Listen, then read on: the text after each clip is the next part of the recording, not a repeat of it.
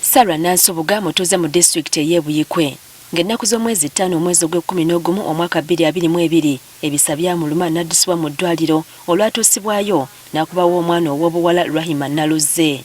Ebyembi Naluzze yazaalibwa alina ekituli ku mutima wabula nga bazadde be balwawo okukitegeera.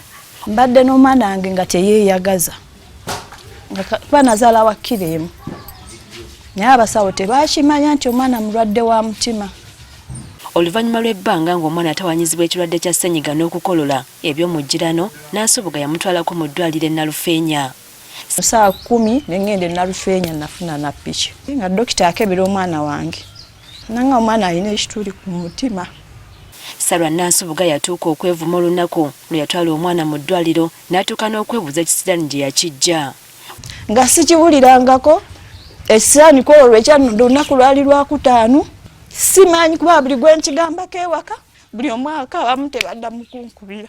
Wano abasawo bamuwa amagezi ag'okweyongerayo mu ddwaliro ekkulu e Mulago ku Uganda Heart Institute kyokka ng'ekkubo erimutuusaayo talimanyi. Mukama yamuyamba n'atuukayo. Dr. Judith Namuyomba musawo omukugu mu ndwadde z'emitima akolera ku Uganda Heart Institute e Mulago atubuulidde bye yazuula. Ekikulu ennyo pipe etwala omusaayi mu mawuggwe fune oxygen gukomewo mu mutima ate omubiri gukule bulungi. Pipe eyo weeri naye oluggi terwakula. Dr. Namuyonga agamba nti Naluzze si ye mwana asoose okuba n'ekizibu kino. Ye abalala abazaalibwa ne type eyo nga pipe yo teyeggula ate nga tebalina kituli. Ekitegeeza ekisenge ky'oluuyi olwo olwa right terukula era nako kabeera kafunda kubanga tekalina musaayi we gwetalira. Omusawo agamba nti esubiri omwana ono okuwona alina kugenda bweru wa ggwanga. Senta yaffe eno tekola nnyo kizibu kino. Ekitegeeza kirungi n'okitwala ebweru awali centers ezikikola ennyo abakimanyiridde.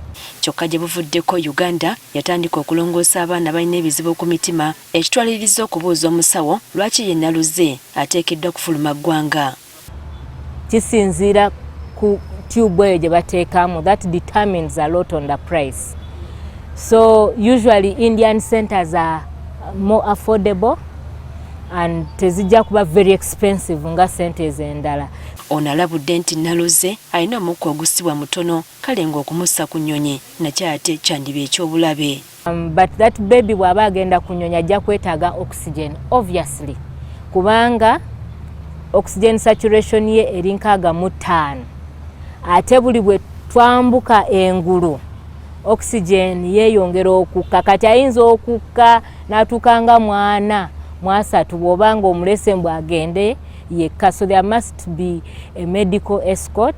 Okulongoosa omuntu mu ggwanga eggwira kiba kya bbeeyi okukamala so nga bazadde ba Naluzze naye bw'obawunzika tolina yadde ekinusu ky'ogenda kubajjamu. Munkunteebereza yalabanga eddwaliro liyinza okuba lyetaaga $7,000,000 naye essaawa eno Sarah talina passport. Twetaaga emergency passport ate ne bwe tuba tukoze entegeka n'atambula tasobola kugenda yekka tetumanyi bbanga ki lyagenda kumala mu ddwaliro yeetaaga welfare.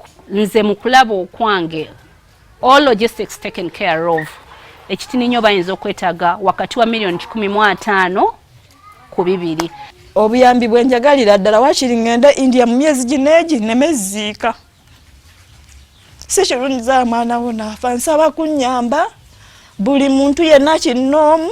Okunoonyereza kulaga nti ku baana kakadde akamu n'emitwalo 60 egizaalibwa mu Uganda buli mwaka 8 ku bo babeera n'endwadde ezeekuusa ku mitima kyokka nga wadde Uganda Heart Institute esobola okubalongoosa ebikola eby'omunyoto bibasoomooza.